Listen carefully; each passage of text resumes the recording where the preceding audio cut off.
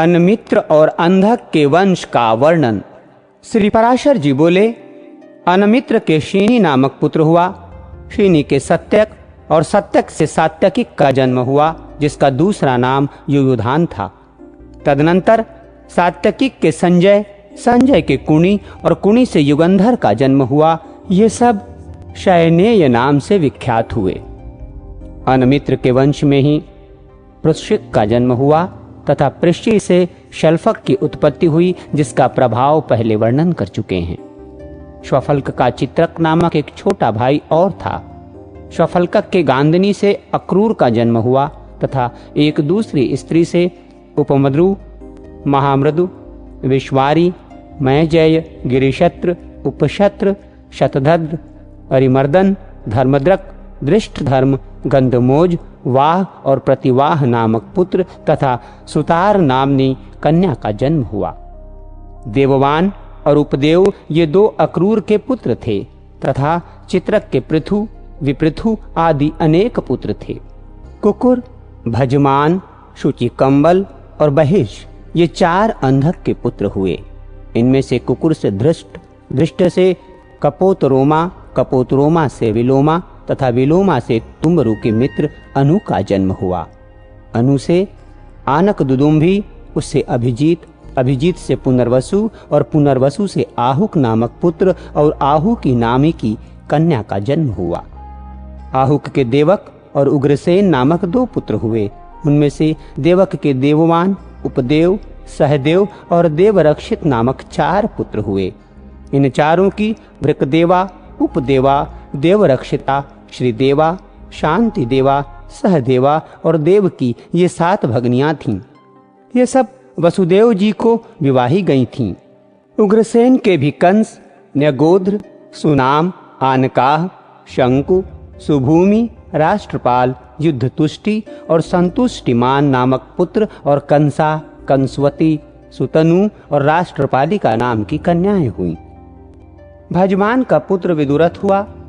विदुरथ के शूर, शूर के शमी, शमी के प्रतिक्षत्र, प्रतिक्षत्र के स्वयंभोज, स्वयंभोज के हृदिक और हृदिक के कृतवर्मा, शतधनवा, देवार्ह और देवगर्भ आदि पुत्र हुए।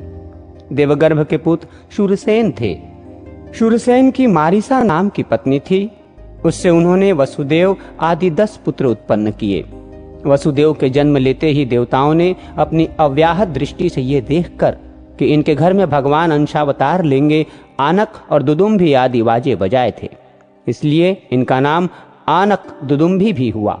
इनके देवभाग देवश्रवा, अष्टक, ककुचक्र, वत्सधारक, संजय, श्याम, शमिक और गंडुष नामक 9 भाई थे तथा इन वसुदेव आदि 10 भाइयों की प्रथा श्रुतदेवा, श्रुतकीर्ति, श्रुतशवा और राजाधिदेवी 5 बहिनें थीं। शूरसेन के कुंती नामक एक मित्र थे। वे निसंतान थे अतः शूरसेन ने दत्तक विधि से उन्हें अपनी प्रथा नाम की कन्या दे दी थी। उसका राजा पांडु के साथ विवाह हुआ। उसके धर्म, वायु और इंद्र के द्वारा क्रमशः युधिष्ठिर, भीमसेन और अर्जुन नामक 3 पुत्र हुए। इनके पहले इसके अविवाहिता अवस्था में ही भगवान सूर्य के द्वारा कर्ण नामक एक कानीन पुत्र और हुआ था। इसकी माद्री नाम की एक सपत्नी थी। उसके अश्वनी कुमारों द्वारा नकुल और सहदेव नामक पांडु के 2 पुत्र हुए। शूरसेन की दूसरी कन्या श्रुतदेवी का कारुष नरेश वृद्धधर्मा से विवाह हुआ था। उसके दंतवक्र नामक महादैत्य उत्पन्न हुआ। श्रुतकीर्ति को कैकेय राज ने विवाह था। उससे कैकेय नरेश के संतर्दन आदि 5 पुत्र हुए।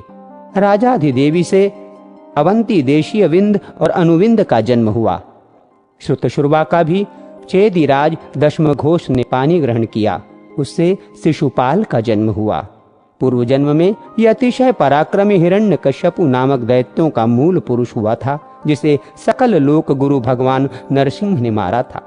तदनंतर ये अक्षय, वीर्य, शौर्य, संपत्ति और पराक्रम आदि गुणों से संपन्न तथा समस्त त्रिभुवन के स्वामी इंद्र के भी प्रभावों को दबाने वाला दशानन हुआ। स्वयं भगवान के हाथ से ही मारे जाने के पुण्य से प्राप्त हुए नाना भोगों को वो बहुत समय तक भोगते हुए अंत में राघव रूपधारी भगवान के ही द्वारा मारा गया। उसके पीछे ये चेदीराज 10 घोष का पुत्र शिशुपाल हुआ। शिशुपाल होने पर भी वो भूभार हरण के लिए अवतीर्ण हुए भगवत दंश स्वरूप भगवान पुंडरीकाक्ष में अत्यंत द्वेष बुद्धि करने लगा। अंत में भगवान के हाथ से ही मारे जाने पर उन परमात्मा में मन लगे रहने के कारण सायुज्य मोक्ष प्राप्त किया। भगवान यदि प्रसन्न होते हैं तब जिस प्रकार यथेच्छ फल देते हैं, उसी प्रकार अप्रसन्न होकर मारने पर भी वे अनुपम दिव्य लोक की प्राप्ति कराते हैं।